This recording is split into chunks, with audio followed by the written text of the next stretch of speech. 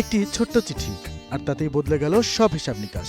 জাতীয় প্রাথমিক শিক্ষা পদক বিতরণী অনুষ্ঠানে এসে দূর থেকে প্রধানমন্ত্রীকে দেখে আর লোভ সামলাতে পারেনি ছোট্ট অনুশ্রী। মনে জমে থাকা কথাগুলো ঝটপট টুকে ফেলেছিল এক টুকরো কাগজে। কিন্তু সেই চিঠি যে প্রধানমন্ত্রীর চোখ ছুঁয়ে যাবে আর স্নেহের পরশে প্রধানমন্ত্রী নিজেই তাকে কাছে ডেকে বিশেষ উপহার তুলে দেবেন, এমন মুহূর্ত যেন তার কল্পনারও অতীত ছিল। তবে এই বিশেষ সাক্ষাৎকারের পেছনে ছিল অনুশ্রীর অসাধারণ মেধা ও সুরের জাদু। জাতীয় প্রাথমিক শিক্ষা পদক প্রতিযোগিতায় দেশের বিভিন্ন প্রান্ত থেকে আসা প্রতিভাবানদের পেছনে ফেলে দেশের গানে দেশসেরা প্রথম স্থান এবং নজরুল সঙ্গীতে তৃতীয় স্থান অর্জন করে এই বিস্ময় বালিকা।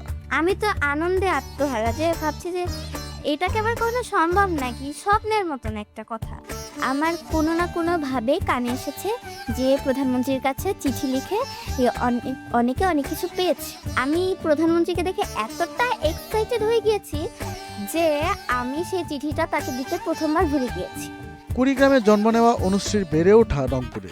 গঙ্গাচড়ার পূর্ব নবনীদাস সরকারি প্রাথমিক বিদ্যালয়ের এই শিক্ষার্থীর সুরের সাধনা সহজ ছিল না। বাবা কমলকান্তি রায় রাজধানীতে বেসরকারি চাকরিজীবী, আর মা মনিকা রায় রংপুরের একটি এনজিওতে কর্মরত।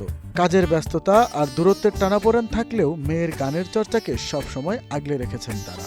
এই আনন্দ আসলে এবার আমরা উদ্বেলিত হয়েছি। আমরা চাই যে ও সঙ্গীত নিয়ে অনেক বড় কিছু করুক এবং শুদ্ধ সঙ্গীত চর্চা করুক। তাকে আমি শুদ্ধ সঙ্গীতের একজন শিল্পী হিসেবে দেখতে চাই। অনুশ্রীর এই অনন্য অর্জনে আনন্দ ছড়িয়ে পড়েছে বিদ্যালয় প্রাঙ্গণ থেকে শুরু করে পুরো এলাকায়। শিক্ষক আর সহপাঠীদের চোখে সে এখন এক অনুপ্রেরণার নাম। আমার মনটা খুব আনন্দিত হলো যে যাক, স্কুলটা আমার হয়তো এর ইতিপূর্বে পায় নাই, কিন্তু এবারই এই পুরস্কার নিয়ে আসলো আমার কাছ থেকে।